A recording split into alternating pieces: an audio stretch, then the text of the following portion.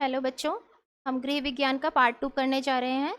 Part 1 जो है उसका लिंक डिस्क्रिप्शन में दिया गया है, आप उसे देख सकते हैं। पार्ट 2 हम क्वेश्चंस आगे कंटिन्यू करते हैं।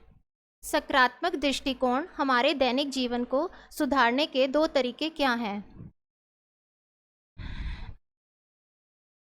इसका उत्तर है सकारात्मक दृष्टिकोण हमें चुनौतियों को आत्मविश्वास और धैर्य के साथ सामना करने की शक्ति देता है। जब हम सकारात्मक सोच रखते हैं तो हम कठिनाइयों को अवसर के रूप में देखते हैं और उनसे उबरने के तरीके खोजते हैं। सकारात्मक सोच जब होती है हमारी, तो हम आत्मविश्वास हमारे में जाग जाता है। हम उस जिस भी मुश्किल काम को उसे हम धैर्य के साथ कर सकते हैं। हम सोच समझने की शक्ति हमारी सकारात्मक होती है, हम घबराते नहीं हैं और हम हर काम को अच्छे से कर पाते हैं। यह हमारे मानसिक और शारीरिक स्वास्थ्य को भी बेहतर बनाता है। सकारात्मक दृष्टिकोण से हम तनाव को कम कर सकते हैं और जीवन की कठिन परिस्थितियों से प्रभावी रूप से निपट सकते हैं। जीवन की कठिन परिस्थितियां, जैसे आपके लाइफ में कभी भी कोई ऐसा टेंशन भरी कोई चीज़ आएगी जिसे आप नहीं सॉल्व कर पा रहे हैं, तो अगर आपकी सकारात्मक सोच होगी, अगर आप उसे अच्छे ढंग से उसे सोच पाएंगे, समझ पाएंगे और उस मुश्किल से निकलने का तरीका ढूंढ पाएंगे।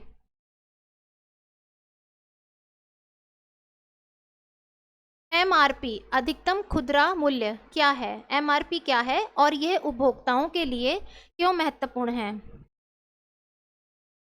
एमआरपी अधिकतम खुदरा मूल्य, एमआरपी वह है, अगर आप कहीं पे भी शॉप में कोई सामान लेने जाते हैं, आप मिल्क खरीदते हैं या आप सॉस खरीदते हैं, कोई भी ऐसी चीज़ खरीदते हैं, तो उस पर आपने देखा होगा कि एक एमआरपी मूल्य चिपका होता है, छपा होता है। चिपका नहीं होता है, छपा होता है। उसमें एमआरपी मतलब जितने की भी वो चीज़ है वो लिखी होती है, उसी को एमआरपी बोलते हैं, जिस पर एक दुकानदार किसी उत्पाद को उपभोक्ताओं को बेच सकता है। एमआरपी में उत्पाद की लागत और सभी कर शामिल होते हैं। ये उपभोक्ताओं के लिए इसलिए महत्वपूर्ण है क्योंकि यह उन्हें सुनिश्चित करता है कि वह किसी उत्पाद के लिए उससे अधिक मूल्य का भुगतान नहीं करेंगे। इसके अलावा एमआरपी उपभोक्ताओं को दुकानदारों द्वारा अधिक कीमत वसूलने से बचाता है और ये खरीदारी में पारदर्शिता लाता है। कई बार आपने देखा होगा, आप कोई चीज़ लेने जाते हैं तो उस पर कई दुकानदार क्या करते हैं कि अपनी ही एक चिट लगा देते हैं एमआरपी के ऊपर या फिर एमआरपी के साइड में। अपनी चिट पे वो अपने हिसाब से मूल्य लिख देते हैं, जबकि ये गलत है। एमआरपी इसीलिए ही होती है ताकि आप ये देख सकें कि सरकार के द्वारा उसकी जो भी लागत है, जो भी चीज़ें हैं, वो उतना ही एमआरपी में लिखा हो। कई बार आप कपड़ों में अधिकतर ये देखेंगे कि कोई भी कपड़ा होता है उसमें तो पॉलीथीन्स में होते हैं, तो लोग क्या करते हैं कि अपने हिसाब से जितना उन्हें बढ़ाना होता है वो अपनी चिट लगाकर, अगर वो उस कपड़े की लागत, उस कपड़े की बनाना, सब कुछ करके उसका दुकान तक लेना पहुंचना सब कुछ अगर लगाया जाए, अगर उसमें 800 का खर्चा है तो वो अपनी चिट लगाकर उसे 1500 में बेच सकते हैं, और अधिकतर यही करते हैं, जबकि ये गलत है। इसलिए एमआरपी जो होती है वो इन सब चीज़ों से हमें बचाती है। किण्वन कैसे किया जाता है? किण्वत खाद्य पदार्थों के सेवन के दो फायदे क्या हैं? किण्वन एक प्राकृतिक प्रक्रिया है जिसमें सूक्ष्म जीव जैसे कि खमीर या बैक्टीरिया भोजन के भीतर पाए जाने वाले शर्करा और अल्कोहल, गैस या अम्लों में बदल देते हैं। खमीर आप जानते हैं, जैसे अगर आप एक आटा गूंथते हैं, जिसे रोटी बनाते हैं घर में, अगर उस आटे को आप 4-5 दिन तक रख देंगे तो वो आटा हल्का हल्का खट्टा हो जाएगा, उसको कहते हैं कि खमीर उठ जाएगा उसमें। उसकी अगर आप रोटी बनाएंगे तो वो रोटी फूल जाएगी, जिसमें आटा फूल जाता है। जैसे कि अभी मैंने आपको बताया, उदाहरण के लिए आटे में खमीर मिलाने पर गैस उत्पन्न होती है जिससे आटा फूल जाता है। किण्वित खाद्य पदार्थों के फायदे, यह भोजन को अधिक सुपाच्य बनाता है क्योंकि किण्वन के द्वारा जटिल प्रोटीन और कार्बोहाइड्रेट को सरल रूपों में तोड़ा जाता है। किण्वित खाद्य पदार्थ विटामिन बी और विटामिन के जैसे पोषक तत्वों से भरपूर होते हैं और आंत के स्वास्थ्य को बेहतर बनाने में मदद करते हैं। किण्वन जो होता है वो हमारी पाचन क्रिया के लिए भी सही होता है। जैसे हम दही बनाते हैं, दूध से हम दही बनाते हैं, उसमें भी वो बैक्टीरिया शामिल होते हैं, तो वो भी हमें पचाने में मदद करता है। एक ऐसा खाना पकाने का अभ्यास लिखें जो भोजन के पोषण मूल्य में सुधार करता है और एक ऐसा अभ्यास जो इसे नष्ट करता है। नंबर 1 है भाप में पकाना, मतलब स्टीमिंग। भाप मतलब स्टीमिंग, स्टीम करना। जैसे कि आप लोग मोमोज देखते हैं तो मोमोज को स्टीम करके बनाया जाता है। यह एक स्वस्थ खाना पकाने की विधि है जो भोजन के पोषक तत्वों को सुरक्षित रखता है। भाप में पकाने से विटामिन, खनिज और अन्य पोषक तत्वों की मात्रा बनी रहती है और भोजन कम तेल में पकता है। स्टीम किया हुआ भोजन हमारे शरीर के लिए बहुत अच्छा होता है क्योंकि उसमें तेल का यूज़ नहीं होता है, वो सिर्फ भाप से बनाया जाता है, जिससे वो उसके जितने भी खाने के पोषक तत्व होते हैं, जितने भी खाने की क्वालिटीज़ होती हैं सब्जियों की, वो उसी में रहती हैं। आपने देखा होगा कि चीन में ज़्यादातर लोग उबला हुआ खाना ही खाते हैं, जिससे उनकी स्किन अच्छी रहती है, वो ज़्यादा दिनों तक यंग रहते हैं। उनको जो स्किन प्रॉब्लम्स बहुत कम, बहुत रेयर किसी को होती है, उनको कभी स्किन प्रॉब्लम नहीं होती, उन्हें कभी गैस की शिकायत नहीं होती, क्योंकि वो अधिकतर उबला खाना खाते हैं। तो उबला खाना हमारे लिए भी अच्छा होता है। कई बार अगर हम कोई हॉस्पिटलाइज हमारे घर में रहकर आता है तो क्या बोलते हैं कि इसे उबला खाना दीजिए, इससे ज़्यादा फास्ट फूड या इससे ज़्यादा तेल में पका हुआ खाना नहीं देना है, सिंपल खाना देना है। भाप से पका खाना हमारे स्वास्थ्य को बहुत ही लाभदायक होता है और हमारे स्वास्थ्य के लिए बहुत अच्छा होता है। गहरा तलना। खाना बनाने की 2 विधि है, एक भाप से पकाना और एक गहरा तलना, मतलब डीप फ्राइंग। ये एक ऐसा तरीका है जो भोजन के पोषण मूल्यों को नष्ट कर सकता है। अत्यधिक तेल का उपयोग और उच्च तापमान पर खाना पकाने से भोजन में मौजूद विटामिन और खनिज नष्ट हो जाते हैं और अतिरिक्त तेल में भोजन अस्वास्थ्यकर बन जाता है। तेल खाना तो वैसे भी हमारे स्वास्थ्य के लिए लाभदायक नहीं है, हमें कम तेल खाना चाहिए। इससे हमें बीपी की प्रॉब्लम्स भी बढ़ सकती है, इससे हमें हार्ट अटैक की प्रॉब्लम बढ़ सकती है और तेल हमारे शरीर में जाकर मोटापा भी ला सकता है। तो हमें वैसे भी कम तेल का खाना ही खाना चाहिए। भले आप भाप में बनाया हुआ या उबला खाना ना खाएं, पर ये कोशिश करें कि आप कम तेल का खाना खाएं। डेली अगर आप समोसा खाएंगे, डेली अगर आप पूड़ी खाएंगे, आप कचौड़ी खाएंगे, डेली अगर ये सब तेल की चीज़ें खाएंगे तो आपका स्वास्थ्य भी खराब होगा और आपके शरीर में मोटापा भी बढ़ता जाएगा और आपको जो है गैस भी आपके घर में जो है वो ज़्यादा लगेगी और हर चीज़ से आपको नुकसान ही पहुंचेगा। अपने पड़ोसियों को नवीनतम कचरा निपटान तकनीक के बारे में सूचित करें और एक लाभ और एक नुकसान का उल्लेख करें, या अपने पड़ोस में धुएं के प्रदूषण को कम करने के 2 तरीके बताएं। पहले का आंसर है नई कचरा निपटान तकनीक। नई कचरा निपटान तकनीक में है दहन। दहन मतलब जलाना। इसके लाभ है, दहन एक ऐसा तरीका है जिससे कचरे को जलाकर सुरक्षित रूप से निपटाया जाता है। ये प्रक्रिया कचरे को छोटे हिस्से में परिवर्तित कर देती है और जैविक कचरे से ऊर्जा उत्पन्न कर सकती है।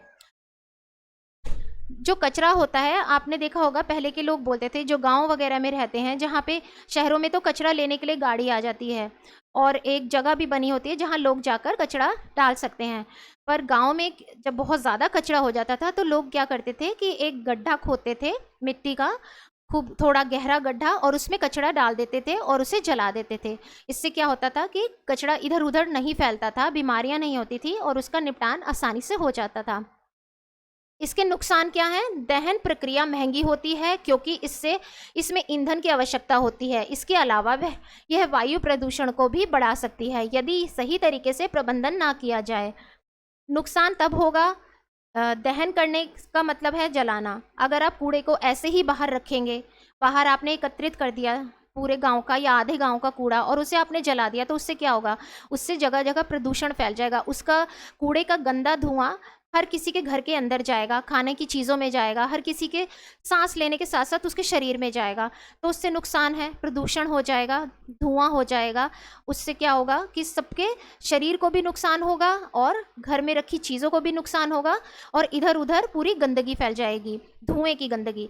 और यही अगर आप सही तरीके से करेंगे, जैसा कि मैंने बताया, आप एक गाँव से थोड़ी सी दूरी पे जाके बड़ा सा गड्ढा खोदेंगे और उस गड्ढे में कचरे को डालेंगे और फिर उसे जलाएंगे, तो इससे क्या होगा? प्रदूषण उतनी मात्रा में उस तरह से नहीं होगा और वो गड्ढे के अंदर अंदर ही जलता रहेगा।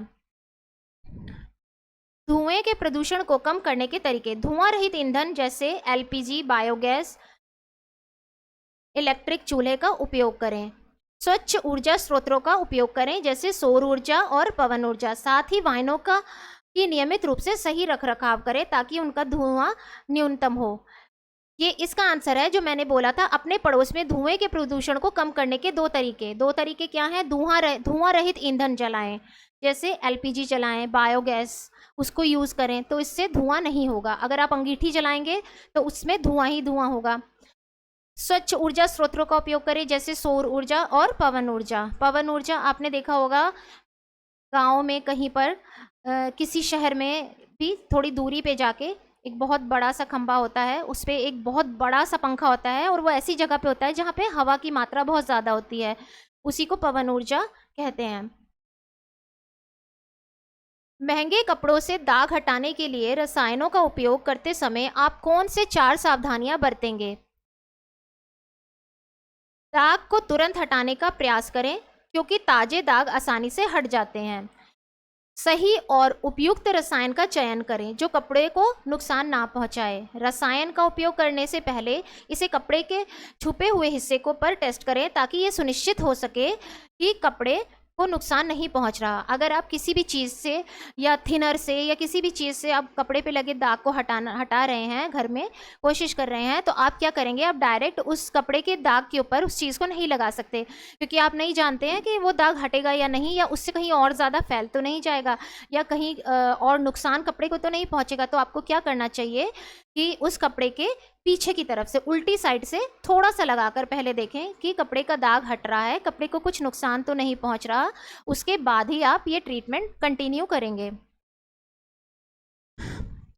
कपड़ों को कवक और बैक्टीरिया के विकास से रोकने के लिए उन्हें कैसे संग्रहित किया जाना चाहिए? दाग हटाते समय रसायनों को कपड़ों के पीछे की ओर से लगाएं ताकि वह कम दिखाई दे और दाग आसानी से निकल जाएं, जैसे कि अभी मैंने आपको बताया।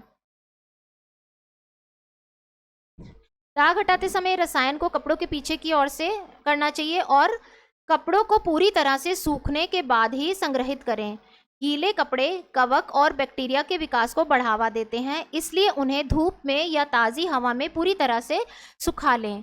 कपड़ों को ऐसी जगह रखें जहां नमी ना हो, जैसे कि हवादार अलमारी या ड्रॉर। कपड़ों को फफूंद और कीटों से बचाने के लिए उन्हें नैप्थलीन बॉल्स या सुगंधित बैग्स के साथ संग्रहित करें। अगर आप चाहते हैं कि कपड़ों को हम अच्छे से रखना है जिससे हमारे कपड़े ख़राब ना हो, तो आप उसमें जो वाइट कलर की बॉल्स मिलती हैं जिसका नाम है नैप्थलीन बॉल्स, जिन्हें कपड़ों में रखा जाता है जिससे उसमें फफूंदी ना लगे। क्योंकि अगर आप गर्मियां हैं, आप सर्दियों के कपड़े अपने अलमीरा में रखते हैं, तो उसमें क्या होता है, अगर आप नहीं रखेंगे किसी बैग्स में अच्छे से नैप्थलीन बॉल्स डाल के नहीं रखेंगे तो उसमें स्मेल आ जाएगी, उसमें फफूंदी लग सकती है, कपड़े चिपक कर ख़राब हो सकते हैं। तो इसके लिए इसे यूज़ किया जाता है।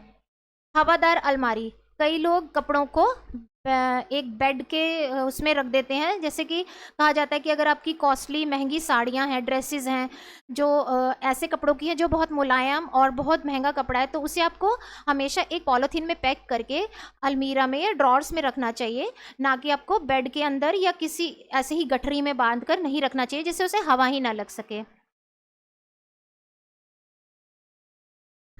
प्रश्न नंबर 38, आपका चाचा एक घर बनाना चाहता है। आरामदायक जीवन सुनिश्चित करने के लिए साइट का चयन करते समय उसे कौन से 4 मानदंडों की जांच करनी चाहिए? आसपास की सुविधाएं, जल निकासी और सीवेज प्रणाली, मिट्टी की गुणवत्ता, यातायात और शोर शराबे से दूरी। अगर आप कहीं पे घर बना रहे हैं तो सबसे आप क्या देखेंगे? पहले आसपास की सुविधाएं जैसे अगर आप कहीं पर घर बनाने जा रहे हैं तो आप पहले ये देखेंगे कि हम जहाँ रहने जा रहे हैं, जहाँ हमारा घर है, तो क्या हमारे घर के पास बच्चों को जाने के लिए स्कूल हैं? ऐसा तो नहीं है कि स्कूल इतनी दूर है कि जाने में ही 2 घंटे लग रहे हैं, जिसमें यातायात लगेगा, उसके लिए आपको जल्दी उठना पड़ेगा, आपके बच्चों को घर से 2 घंटे पहले निकलना पड़ेगा स्कूल पहुंचने के लिए। तो ये सब चीज़ें बहुत इंपॉर्टेंट होती हैं। दूसरी होती है यातायात। अगर आपको किसी मेहमान के घर जाना है, आपको कहीं मार्केट जाना है, दूर मार्केट जाना है, ऐसा तो नहीं है कि आपके घर के आसपास कहीं ऑटो मिलते ही नहीं, रिक्शे चलते ही नहीं हैं, बस की कोई फैसिलिटी ही नहीं है। आपको अपनी कन्वेंस होगी तभी आप जा पाएंगे, नहीं तो नहीं जा पाएंगे। जैसे दिल्ली में कई इलाकों में, नोएडा में कोई बस नहीं है, उसमें अगर आपके पास अपनी कन्वेंस है तभी आप अप डाउन कर सकते हैं, अदरवाइज़ आप नहीं कर सकते। तो ऐसी चीज़ें देखनी भी बहुत ज़रूरी है। तीसरी चीज़ आती है अस्पताल। आपको पता है कि घर में कभी भी कोई भी इमरजेंसी आ सकती है, तो ऐसा ना हो कि आपके घर से अस्पताल की दूरी 4 घंटे की हो, 5 घंटे की हो या 2-3 घंटे की हो। आसपास अस्पताल होना भी बहुत ज़रूरी है। तो ये कुछ चीज़ें ज़रूरी होती हैं। जैसा कि इसमें भी लिखा है, साइट का चयन करते समय ये देखना आवश्यक है कि आसपास सभी बुनियादी सुविधाएं जैसे स्कूल, अस्पताल, बाजार और परिवहन सुविधा मौजूद हैं या नहीं। एक अच्छी लोकेशन आरामदायक जीवन का पहला मापदंड है। दूसरी है जल निकासी और सीवेज प्रणाली। साइट ऐसी होनी चाहिए जहां उचित जल निकासी और सीवेज सिस्टम मौजूद हो। इससे घर में जल भराव और गंदगी नहीं होगी और स्वास्थ्य पर कोई विपरीत प्रभाव नहीं पड़ेगा। आप जहाँ पे घर बना रहे हैं वहाँ पे पूरी तरह से पानी पहुँच पाता है या नहीं पहुँच पाता, क्योंकि कई इलाकों में पानी नहीं आता, जैसे कि महरौली में 4 से 5 दिन में एक बार पानी दिया जाता है। वहाँ पर पानी का कोई टाइम भी नहीं है। जो भी लोग वहाँ रहते हैं वहाँ जानते हैं कि उन्हें कभी 3 बजे, कभी रात सुबह के 4 बजे, कभी रात के 2:30 बजे इस तरह से पानी आता है। इतने सालों में आज तक भी वहाँ पे पूरी तरह से अच्छी तरह से जल पहुँच ही नहीं पाता। तो इस तरह की चीज़ें देखना बहुत ज़रूरी होता है। और दूसरा है सीवेज सिस्टम। जो भी आप अपने घर में टॉयलेट्स यूज़ करते हैं, तो वो सीवेज सिस्टम अगर नहीं होगा तो आपके घर के आसपास नालियों में गंदगी मौजूद रहेगी, जिससे आपको बीमार होने की संभावना ज़्यादा रहेगी। तीसरी है मिट्टी की गुणवत्ता। साइट की मिट्टी की गुणवत्ता का निरीक्षण करना आवश्यक है, क्योंकि इमारत की स्थिरता और संरचना का संबंध सीधा मिट्टी की गुणवत्ता से होता है। कमज़ोर मिट्टी पर बनने वाली इमारतें अधिक जोखिम भरी हो सकती हैं। अगर आप अपना ज़मीन का घर बना रहे हैं तो सबसे पहले तो आपको ये भी देखना है कि आप जिस ज़मीन पर घर बना रहे हैं उसकी मिट्टी की गुणवत्ता क्या है, उसकी मिट्टी किस तरह की है। कहीं वो हमेशा ढलने वाली मिट्टी तो नहीं है। कुछ मिट्टी ऐसी होती हैं जो गीली टाइप की होती हैं, जिन पे घर ज़्यादा दिन तक, ज़्यादा सालों तक नहीं टिक पाता है। तो इस तरह की चीज़ें देखना बहुत ज़रूरी होती हैं। यातायात और शोर शराबे से दूर। साइट का चयन करते समय ये सुनिश्चित करें कि वह मुख्य सड़कों और भारी यातायात से दूर हो। यह आपके परिवार को शांति और सुरक्षा प्रदान करेगा। अधिक ट्रैफिक और शोर वाली जगह दीर्घकालिक जीवन के लिए असुविधाजनक होती है। आपने देखा होगा कई बार, आप हो सकता है आपके कोई परिवार में ऐसे लोग हों जो इस तरह की जगह पर रहते हों जहां उन्होंने घर बना लिया हो और बाद में वहां से सड़क निकली हो या फिर रेल की पटरी बिछी हो, तो वहां पर क्या दिक्कत आती है। ट्रेन आएगी जाएगी तो उन्हें हमेशा ध्वनि प्रदूषण रहेगा, डिस्टरबेंस रहेगी। आप वहाँ से ट्रेन को तो हटा नहीं सकते, ना पटरी हटा सकते हैं, तो आपको लाइफ टाइम उस घर में रहना है और आपको उस शोर को भी बर्दाश्त करना है, जिससे हमें क्या होगा, हमें ध्वनि प्रदूषण को सहन करना पड़ेगा ज़िंदगी भर, क्योंकि हमारा घर उसी साइड होगा जहाँ पर ये सब चीज़ें होंगी। मेन सड़क पे अगर आप ले लेंगे जहाँ से बस गुजरती हो, गाड़ियाँ गुजरती हों, तो आप वहाँ पर भी किसी को मना नहीं कर सकते कि हम सोने जा रहे हैं या हमारे घर में कोई बीमार है या हमें पढ़ाई करनी है या हमारे एग्ज़ाम है, तो आप मत गुजरिए, क्योंकि मेन सड़क है तो आप वहाँ से सबको गुजरने के लिए मना नहीं कर सकते। तो इस तरह की कुछ चीज़ें ऐसी होती हैं जो आप किसी को राय दे सकते हैं कि वो थोड़ा शहर से में अगर कहीं बना रहे हैं तो इन चीज़ों से थोड़ा हटकर, ध्यान रखकर ही अपने घर को बनाएं। मानव मल और अपशिष्ट जल के निपटान के लिए आप कौन सी विधि सुझाते हैं और क्यों?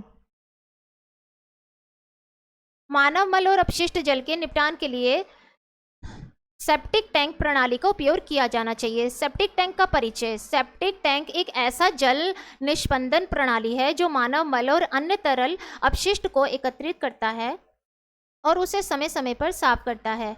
यह प्रणाली आमतौर पर ग्रामीण क्षेत्रों या ऐसे स्थानों में उपयोग की जाती है जहां सीवेज प्रणाली नहीं होती।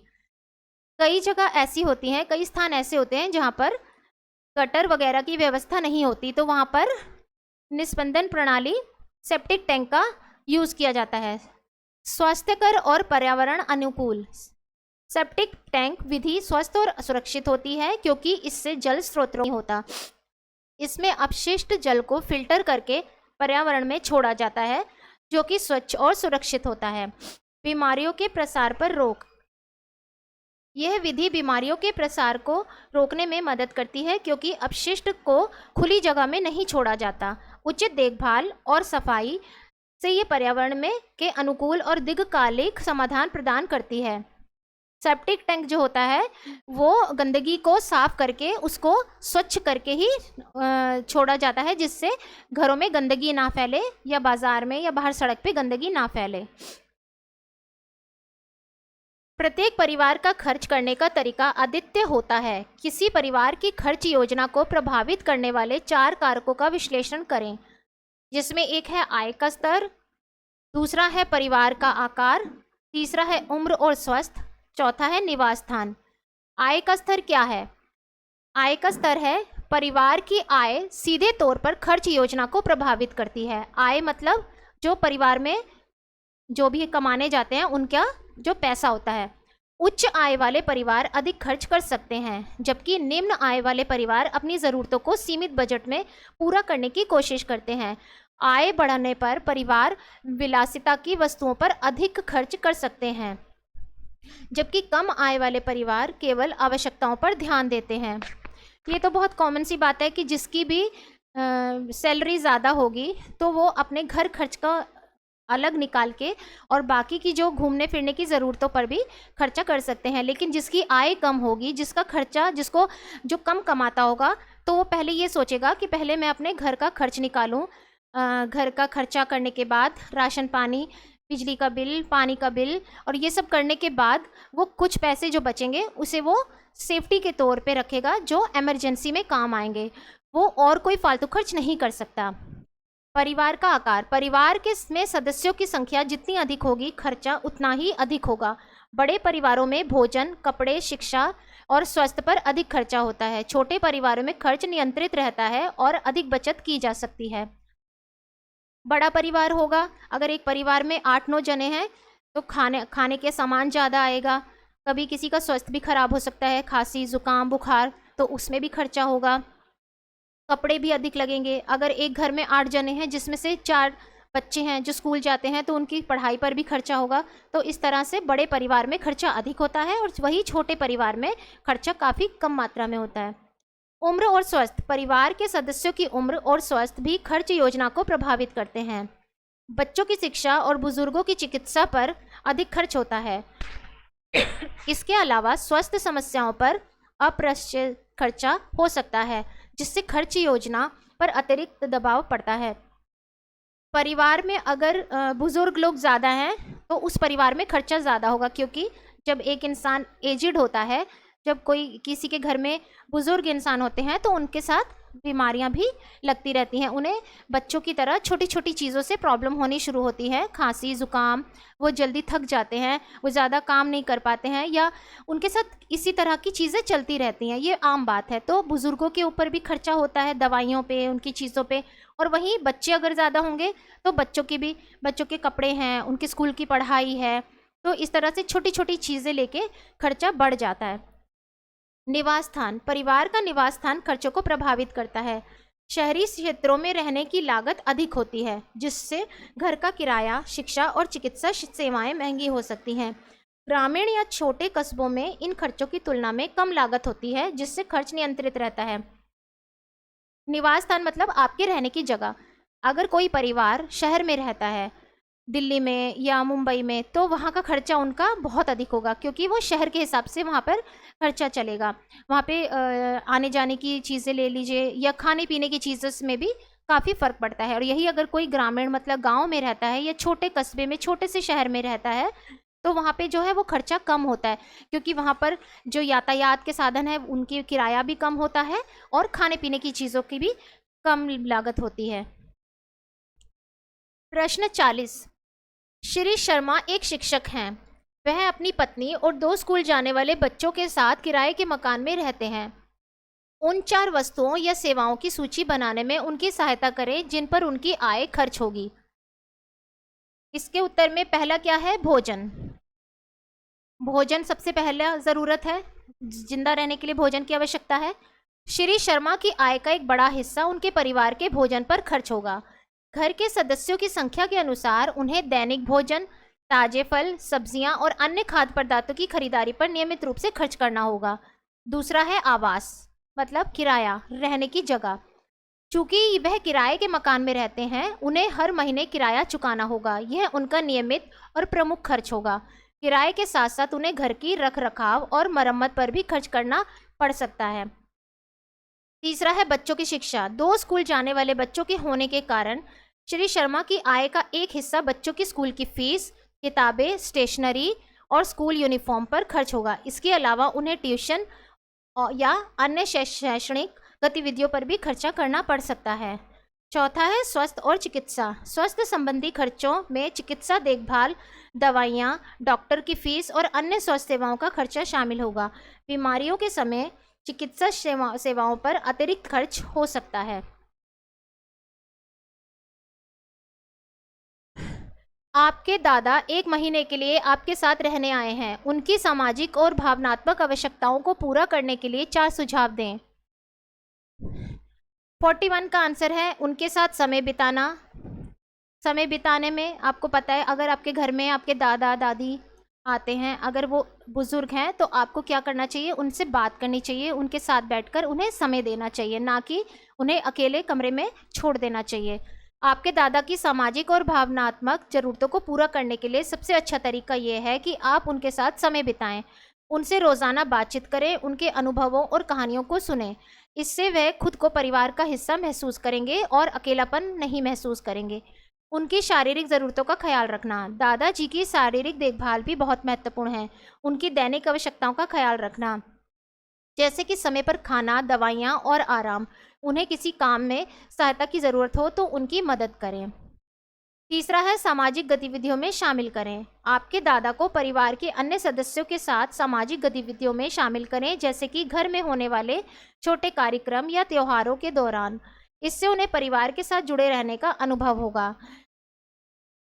कई लोग क्या करते हैं कि अपने में ही मस्त रहते हैं। अगर उनके दादा दादी कहीं गांव में रहते हैं और कुछ टाइम के लिए शहर में आते हैं, तो क्या करते हैं कि उन्हें सिर्फ खाने पीने की तीनों टाइम खाना दे दिया जाता है, लेकिन उन्हें घर की तरह, घर के परिवार के सदस्य की तरह महसूस नहीं कराया जाता है।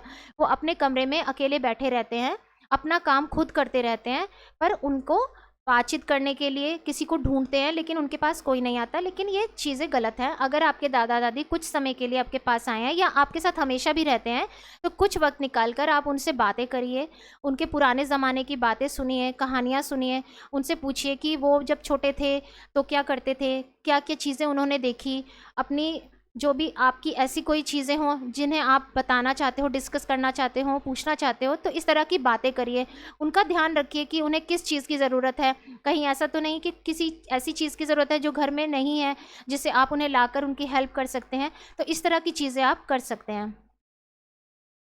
दूसरा है एक माँ अपनी बहू के साथ अच्छे संबंध कैसे बनाए रख सकती है। 4 सुझाव दें।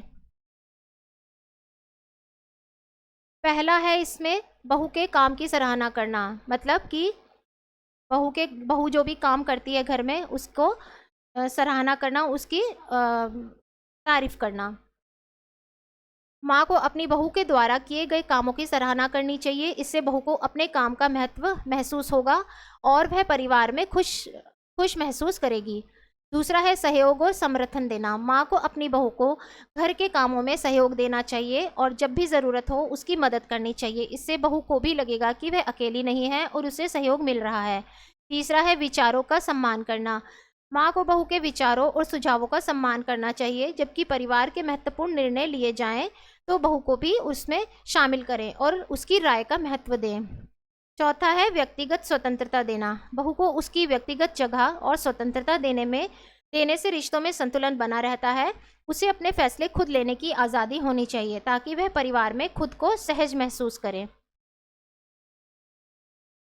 प्रश्न 42 है घर के 3 ऐसे पहलू लिखें जो स्वच्छता बनाए रखने में मदद करते हैं। आपका अगर घर है, अगर आप उसमें स्वच्छता बनाए रखना चाहते हैं कि आपका घर स्वच्छ लगे, साफ लगे, उसके लिए ज़रूरी है उचित रोशनी, सही वेंटिलेशन और नियमित सफाई। उचित रोशनी मतलब कि सूर्य की रोशनी आपके घर में अच्छे से आनी चाहिए। घर के प्राकृतिक रोशनी का प्रवेश होना स्वच्छता के लिए बहुत महत्वपूर्ण है। सूर्य की रोशनी जीवाणु और बैक्टीरिया को खत्म करने में मदद करती है। इसके अलावा धूप से घर में नमी और फफूंदी जैसी समस्याएं भी दूर रहती हैं। जिन घरों में सूर्य की रोशनी नहीं जाती उस घर में बीमारी ज़्यादा लगती है, फफूंदी लगने का डर रहता है, गंदगी ज़्यादा रहती है और एक दुर्गंध सी आती रहती है, क्योंकि उसमें ना तो वेंटिलेशन आ पाता है, ना तो सूर्य की रोशनी आ पाती है। सर्दियों में भी उन घरों में दिक्कत होती है और गर्मियों में भी, चाहे गर्मी हो चाहे सर्दी हो, हमारे घर में सूर्य की रोशनी का आना बहुत ज़रूरी है।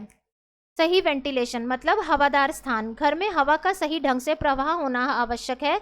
वेंटिलेशन की कमी से घर में गंदी गंध और बासी हवा जमा हो सकती है, जिससे स्वास्थ्य पर बुरा प्रभाव पड़ता है। ताज़ी हवा घर के अंदर प्रवेश करने से वातावरण स्वच्छ और ताज़ा रहता है। तीसरा है नियमित सफाई।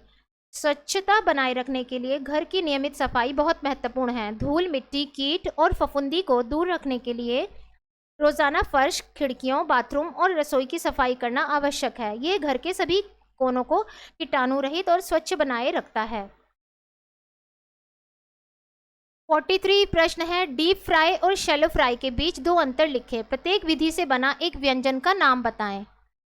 डीप फ्राई होता है जो हम तेल में किसी चीज को डुबाकर, डीप मतलब बिल्कुल गहराई में डुबाकर बनाया जाता है। डीप फ्राई विधि में भोजन को पूरी तरह से गर्म तेल में डुबोकर पकाया जाता है। इस विधि में भोजन जल्दी पक जाता है और बाहर से कुरकुरा हो जाता है। इसका उदाहरण है समोसा या फिर ब्रेड पकोड़ा। उसे हम क्या करते हैं, डीप फ्राई करते हैं। उसको मैदे को आपने देखा होगा गूंद कर उसमें आलू भर के, और समोसे को क्या करते हैं, तेल के अंदर डालकर काफ़ी देर तक उसे हिलाया जाता है, पकाया जाता है। उसे डीप फ्राई कहा जाता है। वहीं पर है शैलो फ्राई। शैलो फ्राई मतलब होता है जो कम तेल में, बहुत ही कम मात्रा के तेल में पकाया जाता है। शैलो फ्राई विधि में भोजन को कम तेल में केवल आंशिक रूप से डुबोकर पकाया जाता है। इसमें तेल की मात्रा कम होती है और यह भोजन को धीरे धीरे पकाने का तरीका होता है। उदाहरण है टिक्की। आपने देखा होगा टिक्की जो है वो एक तवा होता है, उसमें बहुत कम मात्रा में तेल होता है और उसी में उस टिक्की को उलट पलट करके धीरे धीरे उसे शैलो फ्राई, धीरे धीरे बहुत कम तेल की मात्रा में पकाया जाता है, जिसे शैलो फ्राई बोलते हैं। क्वेश्चन नंबर 44 है, जिसमें ये पूछा गया है कि ध्वनि प्रदूषण मतलब शोर, ध्वनि प्रदूषण को आप कैसे नियंत्रित कर सकते हैं। तो उसका उत्तर है तेज आवाज में संगीत ना बजाएं, हॉर्न और अनावश्यक प्रयोग ना करें, मोबाइल को वाइब्रेशन मोड पर रखें। चौथा है लाउडस्पीकर का सीमित उपयोग। पांचवा है निर्माण कार्य का ध्यान रखें और सार्वजनिक स्थानों पर शोर पर नियंत्रण। तेज आवाज में संगीत ना बजाएं, जैसे लोगों को अपने घरों और वाहनों में तेज आवाज में संगीत बजाने से बचना चाहिए, खासकर सार्वजनिक स्थान पर। इससे शोर प्रदूषण में कमी आएगी और दूसरों की शांति भंग नहीं होगी। जैसे प्रदूषण जो होता है वो खाली हवा का ही नहीं होता है, वो ध्वनि का भी होता है। ध्वनि मतलब सुनना। अगर आपको एक ऐसी जगह पर ले जाया जाए जहाँ पे आपको कंटिन्यू वाहनों की मतलब गाड़ी, बस, ट्रेन, इन्हीं की आवाज़ सुनाई दे रही है, तो उससे क्या होगा, आपको हेडेक हो जाएगा, आपके सिर में दर्द हो जाएगा, आपको इरिटेशन होनी शुरू हो जाएगी। तो ये किस लिए होती है, क्योंकि ये ध्वनि प्रदूषण है, आवाज़ का शोर। तेज़ तेज़ अगर आपको डेक बजाया जा रहा है, अगर आप एक जगह बैठे हैं, किसी का वेट कर रहे हैं और मानिए कि आपके पास से कंटिन्यू ऐसी गाड़ियां गुजर रही हैं जिसमें ज़ोर ज़ोर से डेक बज रहा है, तो वो क्या है, वो ध्वनि प्रदूषण है। उससे आपको परेशानी हो रही है, आपके कानों को परेशानी हो रही है, आपको सिर में प्रॉब्लम हो रही है, पेन हो रहा है, हेडेक हो रहा है। तो वही होता है शोर का जो प्रदूषण होता है। तो हमें क्या करना चाहिए, अपने अगर हम कहीं अपनी कार से, अपनी गाड़ी से घूमने जा रहे हैं, तो हमें उतना ही वॉल्यूम रखना चाहिए गानों का जो हमें उस गाड़ी के अंदर सुनाई दे, ना कि गाड़ी से बाहर जाता हुआ सुनाई दे। और ऐसे स्थानों पर प्रदूषण शांति भंग नहीं होगी। अगर आप कहीं हॉस्पिटल के पास से गुजर रहे हैं और अगर आपने तेज बिल्कुल लाउड म्यूज़िक बजाया है अपनी कार में या अपने गाड़ी में, तो आपको क्या करना चाहिए, हॉस्पिटल में काफ़ी मरीज़ होते हैं, तो आपका फ़र्ज़ है कि अगर तेज़ आवाज़ में बजाया भी है, तो अब जब आप हॉस्पिटल के पास से निकल रहे हैं या वहाँ पर ट्रैफिक जाम है और आप रुके हैं, तो आपको उसको कम कर देना चाहिए, क्योंकि इससे जो होती है वो शांति भंग होती है, ध्वनि प्रदूषण बढ़ता है। हॉर्न का अनावश्यक प्रयोग ना करें। अगर आपको हॉर्न की ज़रूरत नहीं है तो आप बिना बात पे अपनी गाड़ी का हॉर्न बार बार ना बजाएं। वाहनों के हॉर्न का अनावश्यक रूप से उपयोग करने से बचें। केवल तभी हॉर्न का उपयोग करें जब वास्तव में ज़रूरत हो। शहरों में हॉर्न का अनियंत्रित उपयोग शोर प्रदूषण का एक बड़ा कारण है। मोबाइल को वाइब्रेशन मोड पर रखें। फ़ोन कॉल्स और मैसेज की आवाज़ से उत्पन्न शोर को कम करने के लिए फ़ोन को वाइब्रेशन मोड पर रखना बेहतर होता है। इससे अनावश्यक शोर से बचा जा सकता है। लाउडस्पीकर का सीमित उपयोग। लाउडस्पीकर और माइक का उपयोग केवल आवश्यक अवसरों पर ही करें, जैसे धार्मिक या सामाजिक कार्यक्रमों में। लाउडस्पीकर की आवाज़ को नियंत्रित रखना चाहिए ताकि ध्वनि प्रदूषण ना बढ़े। निर्माण कार्य का ध्यान रखें। निर्माण कार्यों के दौरान शोर नियंत्रण के उपायों का पालन करना चाहिए। इस दौरान आधुनिक और शोर कम करने वाले उपकरणों का उपयोग किया जा सकता है। इन सब चीज़ों का ध्यान रख के हम ध्वनि प्रदूषण को रोकने में मदद कर सकते हैं। सार्वजनिक स्थानों पर शोर पर नियंत्रण। नागरिकों को सार्वजनिक स्थानों पर शोर मचाने से बचना चाहिए, खासकर जैसे कि अभी मैंने आपको बताया अस्पताल, स्कूल और शांति क्षेत्रों में। यह शोर प्रदूषण को कम करने में मदद करता है। दूसरा पूछा गया है कि हम वायु प्रदूषण को कैसे नियंत्रित कर सकते हैं। सौर ऊर्जा का उपयोग करके। घरों और फैक्ट्रियों में वायु प्रदूषण को नियंत्रित करने के लिए सौर ऊर्जा जैसे स्वच्छ ऊर्जा का उपयोग किया जाता है। यह जीवन शाखा ईंधनों के उपयोग को कम करता है और वायुमंडल को साफ करता है, प्रदूषण को कम करने में मदद करता है। सौर ऊर्जा का उपयोग करें। घरों और फैक्ट्रियों में वायु प्रदूषण को नियंत्रण करने के लिए सौर ऊर्जा जैसी स्वच्छ ऊर्जा का उपयोग किया जा सकता है। यह जीवनवाशम ईंधनों के उपयोग को कम करता है और वायुमंडल में हानिकारक गैसों के उत्सर्जन को भी घटाता है। दूसरा है प्रदूषण नियंत्रक यंत्रों का उपयोग। वाहनों और फैक्ट्रियों में प्रदूषण नियंत्रण उपकरणों का उपयोग किया जा सकता है, जैसे कि कैटलिक कन्वर्टर या चिमनी फिल्टर। इससे हानिकारक धुएं और रसायनों का उत्सर्जन कम होता है। अगर चिमनी काफ़ी बड़ी, लंबी और बड़ी मात्रा में ऊंची होती है तो उससे क्या होगा, जो वायु प्रदूषण होगा वो शहरों में ना आकर चिमनी के थ्रू काफ़ी ऊंचा होकर और आसमान में ही चला जाएगा। पेड़ पौधे लगाएं। ये तो आप सबको भी पता है कि हमें अगर प्रदूषण कम करना है तो हमें अधिक मात्रा में पेड़ पौधे लगाने की आवश्यकता है। पेड़ पौधे वायु शुद्ध करने में सहायक होते हैं। घरों और फैक्ट्रियों के आसपास अधिक से अधिक पेड़ पौधे लगाने चाहिए ताकि वायु की गुणवत्ता में सुधार हो सके। कचरे को जलाने से बचें। घरों और फैक्ट्रियों में कचरे को जलाने से वायु प्रदूषण बढ़ता है। इसके बजाय कचरे के उचित निपटान या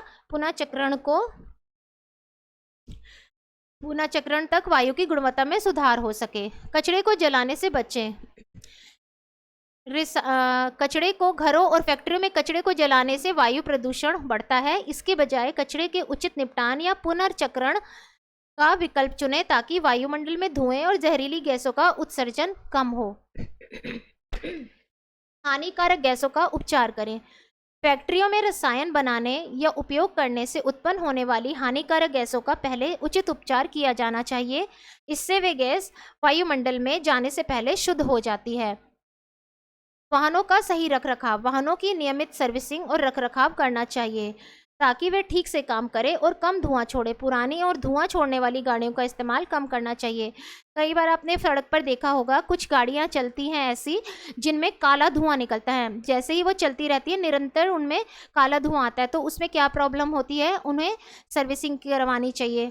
उस गाड़ी में सर्विसिंग नहीं कराने की वजह से कचरा जमा होता है जिसमें गंदी और जहरीली जो धुआं होता है वो वायु में फैलता है और उससे सांस की बीमारी की प्रॉब्लम्स लोगों को हो सकती है। प्रश्न 45। राकेश अपने माता पिता पर बोझ नहीं डालना चाहता। वह अपनी उच्च शिक्षा के लिए पैसे बचाना चाहता है। खर्चों में कटौती करने के लिए उसे 6 सुझाव दें। घर का बना खाना खाएं, नंबर 1। नंबर 2, सार्वजनिक परिवहन का उपयोग करें। नंबर 3, ब्रांडेड वस्त्र और जूते खरीदने से बचें। नंबर 4, मनोरंजन के खर्चों में कटौती। नंबर 5, पुस्तकालय का उपयोग करें। नंबर 6, ऊर्जा की बचत। अगर आप अपने माता पिता का पैसा बचाना चाहते हैं तो इन सब चीज़ों पर ध्यान देकर आप उनके खर्चों को कम कर सकते हैं। कैसे? घर का बना खाना खाएं। बाहर खाने पर बहुत पैसा खर्च होता है। राकेश को चाहिए कि वह घर पर खाना बनाए और बाहर खाने से बचे। इससे पैसे की बचत होगी और सेहत भी बनी रहेगी। आपको पता है कि बाहर का खाना एक तो सेहत के लिए भी अच्छा नहीं होता और वो घर के खाने से बहुत ही ज़्यादा महंगा होता है। अगर आप 100 रुपये का पनीर लाकर अपने घर में बनाते हैं तो वो एक तो बहुत ही साफ़ तरीके से बनेगा जो आपके स्वास्थ्य के लिए लाभदायक है, और उस 100 रुपये के पनीर में घर में कम से कम 5 से 6 जने उस पनीर को खा सकते हैं।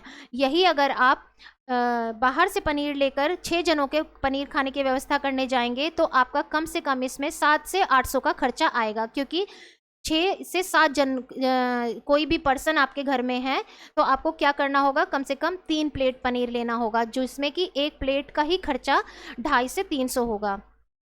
सार्वजनिक परिवहन का प्रयोग करें। अपने निजी वाहन का उपयोग करने के बजाय राकेश को सार्वजनिक परिवहन का उपयोग करना चाहिए। इससे ईंधन और वाहन की मरम्मत पर होने वाले खर्च को कम किया जा सकता है। मान लीजिए कि आपको आपका घर है जहाँ, वहाँ से आपको जाना है, शॉपिंग करने जाना है, तो अगर आप अपने परिवहन का यूज़ ना करके मेट्रो का यूज़ करेंगे तो इससे क्या होगा, एक तो आपका परिवहन जितना कम चलेगा उतना ही उसके पेट्रोल कम लगेगा, उसमें आपका पैसा बचेगा और आपका टाइम भी बचेगा। ब्रांडेड वस्त्र और जूते खरीदने से बचें। राकेश को महंगे ब्रांडेड कपड़े और जूते खरीदने से बचना चाहिए। सस्ते और टिकाऊ विकल्पों का चयन करने से काफ़ी पैसों की बचत हो सकती है। ज़रूरी नहीं है कि आप ब्रांडेड कपड़े पहने। अगर आप दिल्ली में रहते हैं तो कई जगह ऐसी है जहाँ पे आपको अच्छी क्वालिटी के अच्छे कपड़े भी कम रेंज में मिल जाते हैं। तो अगर आप ब्रांडेड कपड़ों में ना जाकर अगर आपको बचत करनी है तो आप अच्छे और सुंदर कपड़ों को कम प्राइस में भी खरीद सकते हैं। क्योंकि आप भी जानते हैं कि ब्रांडेड कपड़ों की जो प्राइस होते हैं वो स्टार्टिंग ही 2 से 3 हज़ार से होते हैं। और वहीं अगर आप कम लागत के कपड़े खरीदते हैं तो अच्छे और सुंदर कपड़े आप कम से कम पैसों में खरीद सकते हैं, जिससे आपकी बचत हो सकती है। मनोरंजन के खर्चों में कटौती। फिल्म देखने के लिए सिनेमा हॉल जाने के बजाय राकेश को घर पर ही ऑनलाइन प्लेटफॉर्म का उपयोग करना चाहिए। इससे मनोरंजन पर होने वाले अतिरिक्त खर्चों में कटौती हो सकती है। अगर आपको मूवी देखने का शौक़ है तो आप हर महीने मूवी देखने जाने से के बजाय, या महीने में 2 से 3 बार अगर आपको मूवी देखनी है तो आप ऑनलाइन मूवी भी देख सकते हैं अपने टैब पर, अपने फ़ोन पर। यही अगर आप हॉल में जाके देखेंगे तो आपको वहाँ पे 300 से 400 की तो पहले टिकट का खर्चा होगा।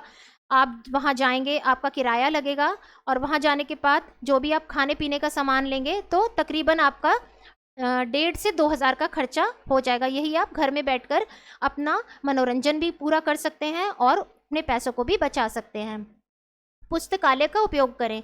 राकेश को नई किताबें खरीदने के बजाय पुस्तकालयों से किताबें उधार लेनी चाहिए। इससे किताबों पर होने वाले खर्च कम हो जाएगा और वह अधिक किताबें पढ़ सकता है।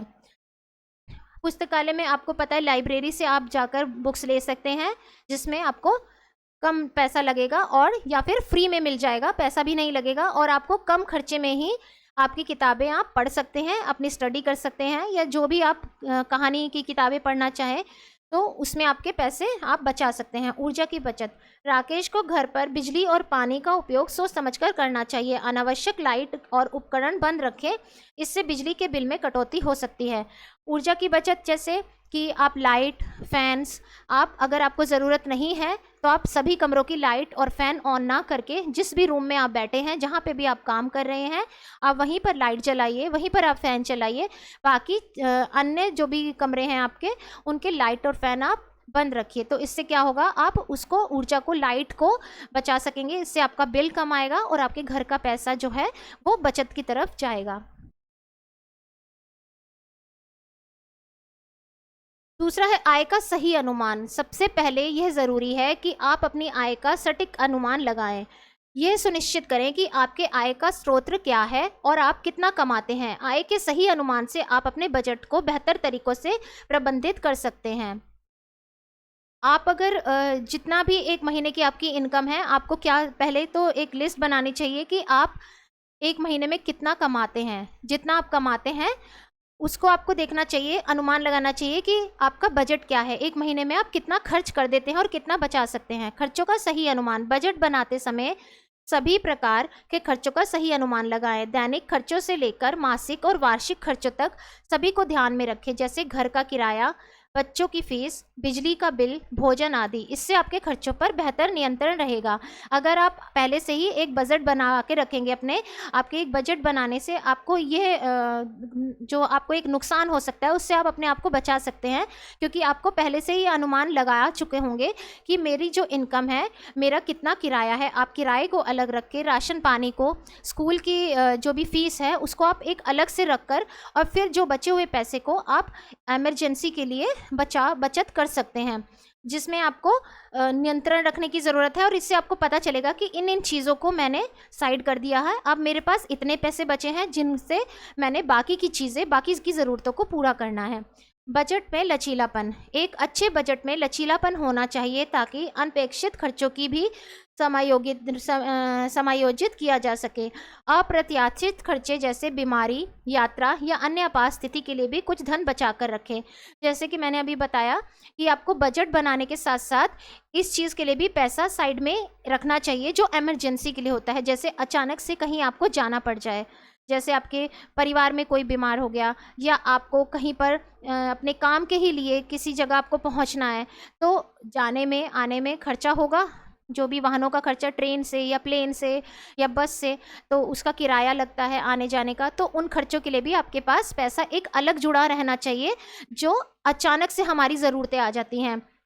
और दूसरा है कि जैसे कि बताया बीमारी बताकर तो नहीं आती, तो अगर आपने अपने बजट में ऐसे पैसे को साइड में रखा ही नहीं है, आपने सब चीज़ों का बजट बना दिया कि इस चीज़ का इतना राशन आएगा, इतना किराया है, इतनी फीस है और इतना खाना पीना है और इतना घूमने का है, लेकिन जो अनावश्यक आवश्यकता है जो अचानक से आ जाती है, कहीं आना जाना या बीमारी, उसके लिए तो आप क्या करोगे? तो आपको किसी से उधार मांगना पड़ेगा, क्योंकि आपने उन चीज़ों के लिए तो सेविंग रखी ही नहीं है। तो आपको बजट के साथ साथ ये भी रखना चाहिए अपने इनकम में कि ऐसा पैसा भी आपके पास हो, आपके बैंक में या आपके घर में अलग से, जो आपकी अचानक से आई जरूरतों को भी पूरा कर सके। स्तनपान और बोतल में दूध पिलाने के लाभों की तुलना करें। प्रत्येक के 5 लाभ लिखें। या राष्ट्रीय टीकाकरण कार्यक्रम के तहत नवजात शिशु के लिए अनुशासित 5 टीकों की सूची बनाएं। ये टीके किस बीमारी को रोकते हैं, बताएं। 46 प्रश्न का पहला का उत्तर है स्तनपान के लाभ। पोषक तत्वों से भरपूर। माँ का दूध शिशु के लिए संपूर्ण पोषक प्रदान करता है। इसमें सही अनुपात में प्रोटीन, वसा, विटामिन और खनिज होते हैं जो शिशु के शारीरिक और मानसिक विकास के लिए आवश्यक हैं। पोषक तत्व। माँ के दूध में ऐसे पोषक तत्व होते हैं जो बच्चे को, छोटा बच्चा जब एक नवजात शिशु होता है, जब एक बच्चा पैदा होता है, तो वो ना तो पानी पी सकता है ना वो खाना खा सकता है। उसकी इन सब चीज़ों की पूर्ति जो है वो माँ के दूध से होती है। तो माँ के दूध में क्या क्या मिल जाता है उसे? प्रोटीन, वसा, विटामिन और खनिज, ये सब चीज़ें। माँ के दूध में हर बीमारी, बड़ी से बड़ी बीमारी से लड़ने की शक्ति होती है, क्योंकि उसमें इतनी शक्ति होती है, क्योंकि बच्चे के पैदा होते ही तो सब इंजेक्शंस एकदम से उसे नहीं लगाए जा सकते, लेकिन माँ के दूध में इतनी शक्ति होती है कि उसके शरीर में आने वाले जितने भी बाहरी रोग, जो भी चीज़ें होती हैं, कई रोग ऐसे होते हैं जो हमें पता भी नहीं होते, तो उन सब चीज़ों से बचाव हम अचानक से कैसे कर सकते हैं। इसीलिए बोला जाता है कि बच्चे के पैदा होने के 24 घंटे के अंदर अंदर उसे माँ का दूध देना बहुत ही आवश्यक है। बच्चे को कम से कम 6 महीने तक माँ का दूध देना बहुत ज़्यादा ज़रूरी है। अगर किसी वजह से 6 महीने तक छोटे बच्चे को माँ का दूध नहीं दिया जा सकता, तो ये ज़रूर ध्यान रखना चाहिए कि कम से कम 1 हफ्ते तक, 1 से 2 हफ्ते तक माँ का दूध बच्चे को ज़रूर दिया जाए, क्योंकि 1 से 2 हफ्ते तक माँ का पीला दूध आता है जो बच्चे को हर बीमारी से बचाता है। उस पीले दूध में इतनी शक्ति होती है कि वो बड़ी से बड़ी बीमारी से बचाने की शक्ति रखता है। दूसरा है रोग प्रतिरोधक क्षमता। माँ के दूध में एंटीबॉडीज होते हैं जो शिशु को विभिन्न रोगों से लड़ने की क्षमता प्रदान करते हैं। इससे शिशु को संक्रमण, एलर्जी और अन्य बीमारियों से बचाव मिलता है, जैसे कि अभी मैंने आपको समझाया। सही तापमान। माँ का दूध हमेशा सही तापमान पर होता है और इसे गर्म या ठंडा करने की आवश्यकता नहीं होती। इससे शिशु को पिलाने से आसानी होती है और दूध का पोषण बरकरार रहता है। पाचन में सहायक। माँ का दूध शिशु के नाजुक पाचन तंत्र के लिए बहुत उपयुक्त होता है। ये आसानी से पचता है और शिशु को गैस, पेट दर्द या कब्ज की समस्या नहीं होती। मातृ शिशु संबंध। स्तनपान से माँ और शिशु के बीच भावनात्मक संबंध मजबूत होता है। ये शिशु को सुरक्षा और स्नेह का एहसास कराता है, जिससे उसका मानसिक विकास भी बेहतर होता है। एक छोटे से बच्चे को आपने ध्यान दिया होगा कि एक छोटा सा बच्चा जो अभी कुछ घंटे पहले या कुछ मिनट पहले ही पैदा होता है, या 1 दिन या 2 दिन का होता है, वो अपनी माँ की गोद को पहचानने लग जाता है। वो कैसे पहचानने लग जाता है? क्योंकि माँ जब उसे, बच्चे को दूध पिलाती है, तो उसकी जो बॉडी की जो गर्मी होती है, जिसमें इसमें बताया है, स्तनपान जब माँ कराती है तो क्या होता है, उसको एक स्नेह का एहसास होता है। वो अपने माँ की दिल की धड़कन को पहचानता है, उसकी बॉडी की खुशबू को पहचानता है। तो इस तरह से उनमें एक अटैचमेंट बढ़ता है, जो क्योंकि उस शिशु को चेहरे याद नहीं होते हैं, वो सिर्फ अपनी माँ के हाथों को और अपने माँ के दिल की धड़कन और उनकी बॉडी की स्मेल को देखकर अपनी माँ को पहचानता है। इसीलिए अगर छोटा सा बच्चा अगर किसी भी दूसरे के हाथ में दे दो तो वो रोने लग जाएगा, और जैसे ही वो अपने माँ के हाथ में आएगा तो वो चुप हो जाएगा, क्योंकि उसको धड़कन की पहचान होती है, आवाज़ की पहचान होती है।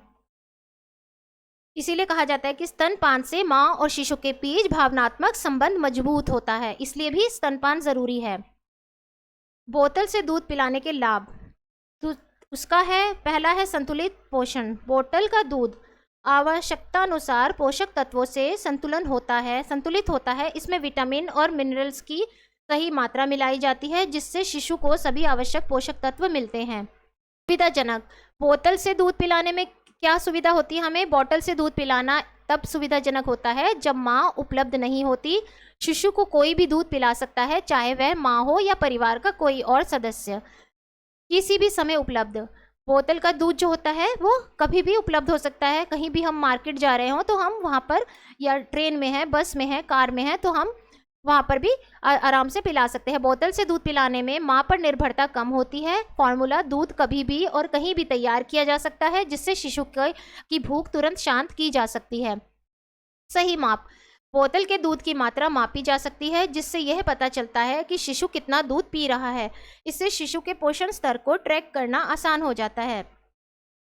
विशेष आहार आवश्यकताओं के अनुसार, यदि शिशु को विशेष आहार की आवश्यकता हो, जैसे लैक्टोज इंटॉलरेंस या अन्य पोषक संबंधी आवश्यकताएं, जो फॉर्मूला मिल्क को उसके अनुसार संशोधित किया जा सकता है। क्वेश्चन का दूसरा पार्ट था कि जो भी टीके हैं उनके बारे में जानकारी, जैसे कि बीसीजी। यह टीका तपेदिक टीबी से बचाव के लिए दिया जाता है। टीबी एक गंभीर बीमारी है जो फेफड़ों और अन्य अंगों को प्रभावित करती है। बीसीजी टीका नवजात शिशु को टीबी के संक्रमण से बचाता है। बीसीजी जो इंजेक्शन होता है, बीसीजी टीका शिशु को 24 घंटे के अंदर अंदर लगाया जाता है, जो उसको टीबी होने से बचाता है। ओरल पोलियो वैक्सीन, ये टीका पोलियो माइलाइटिस से बचाव के लिए दिया जाता है। पोलियो एक वायरस जनित बीमारी है जो तंत्रिका तंत्र को प्रभावित करती है और पैरालिसिस का कारण बन सकती है। आपने देखा होगा कि पोलियो के कुछ ड्रॉप्स बच्चों को दिए जाते हैं जिससे उन्हें पोलियो से बचाया जा सके। टीपीटी, ये एक संयोजन टीका है जो डिप्थीरिया, काली खांसी और टेटनस से बचाव करता है। ये 3 बीमारियां गंभीर और कभी कभी जानलेवा हो सकती हैं, इसीलिए इस टीके का महत्व बहुत अधिक है। हेपेटाइटिस बी वायरस के कारण होने वाली बीमारी है जो लीवर को प्रभावित करती है। यह टीका नवजात शिशु को हेपेटाइटिस बी के संक्रमण से बचाता है, जो गंभीर जटिलताओं का कारण बन सकता है। 5वां है MMR, यह टीका खसरा, मतलब जिसे मीजल्स बोलते हैं। ये टीका खसरा, मैम्स और रूबेला से बचाव के लिए दिया जाता है। ये तीनों बीमारियां बच्चों में सामान्य हैं, लेकिन समय पर टीकाकरण से इनका प्रभाव रोकथाम किया जा सकता है। ये जो 5 टीके हैं ये शिशु को टाइम पर लगाए जाते हैं, जो कि बहुत ही आवश्यक हैं। प्रश्न 47, आपका भाई एक हॉस्टल जा रहा है, उसे सर्दी और गर्मी के कपड़े धोने के बारे में सलाह दें। प्रत्येक के लिए 5 सावधानियों की सूची दें। या आपको सिंथेटिक और रंगीन सूती कपड़े धोने हैं। उनके विशिष्ट आवश्यकताओं को ध्यान में रखते हुए प्रत्येक के लिए 5 धुलाई विधियों की सूची बनाएं। नंबर 1, 47, सर्दी के कपड़ों की देखभाल। उसमें है हाथ से धोएं। ऊनी और सर्दी के कपड़े हाथ से धोएं ताकि कपड़े की गुणवत्ता बनी रहे। मशीन में धोने से ऊन के कपड़े सिकुड़ सकते हैं या उनकी बनावट खराब हो सकती है। ऊनी के कपड़ों को कोशिश करनी चाहिए कि हाथों से धोया जाए और ठंडे पानी से धोया जाए, जिससे उनकी गुणवत्ता रहे, जिनसे उनमें रुएं ना आए, उनके कलर खराब ना हो और वो सिकुड़े नहीं। हल्के डिटर्जेंट का उपयोग करें। सर्दियों के कपड़ों को धोने के लिए माइल्ड डिटर्जेंट का उपयोग करें। हार्ड डिटर्जेंट कपड़े को नुकसान पहुंचा सकते हैं और उनकी मुलायमता को कम कर सकते हैं। पानी में ना भिगोएं। सर्दी के ऊनी कपड़ों को लंबे समय तक पानी में ना भिगोएं, इससे कपड़े में नमी बनी रह सकती है और कपड़ा खराब हो सकता है। मोड़ कर ना निचोड़े। सर्दियों के कपड़ों को कभी भी मोड़कर इस तरह से नहीं निचोड़ना चाहिए। ऊनी कपड़ों को निचोड़ते समय मोड़कर ना निचोड़ें, इसके बजाय कपड़े को हल्के से दबाकर अतिरिक्त पानी निकालें ताकि उनकी संरचना सुरक्षित रहे।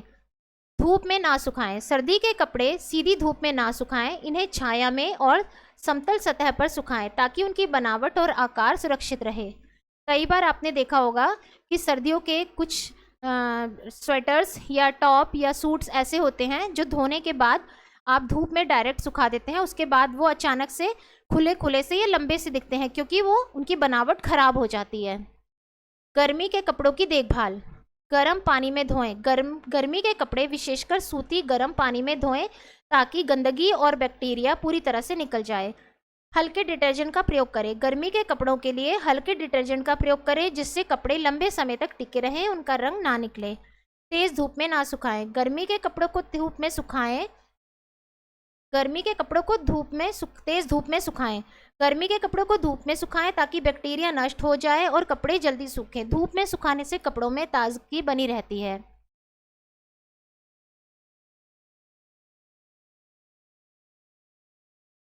इस्त्री करने से पहले कपड़ों को पूरी तरह सुखा लें। गर्मी के कपड़े इस्त्री करने से पहले पूरी तरह सुखा लें।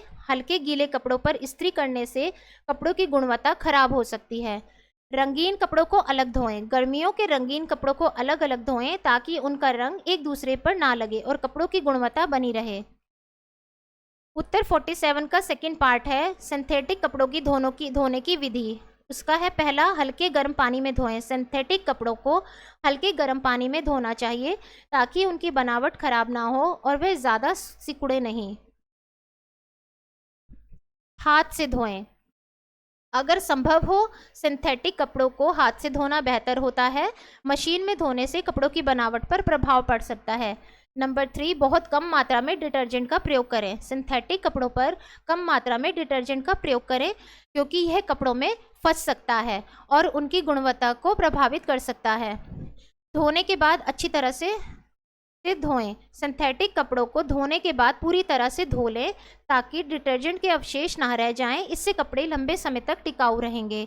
कई बार धोने के बाद भी उनमें सर्फ रह जाता है जो बहुत अच्छे से डीप कर करके कपड़ों में से निकाला जा सकता है। कई लोग सिर्फ एक से दो पानी में धो के उसे सुखा देते हैं जिसमें कपड़ों के अंदर जो छिद्र होते हैं उनमें डिटर्जेंट रह जाता है जिससे उनकी गुणवत्ता खराब हो जाती है। कम तापमान पर सुखाएं। सिंथेटिक कपड़ों को कम तापमान पर सुखाना चाहिए ताकि वे सिकुड़े नहीं और उनकी बनावट खराब ना हो। आगे है रंगीन सूती कपड़े धोने की विधि।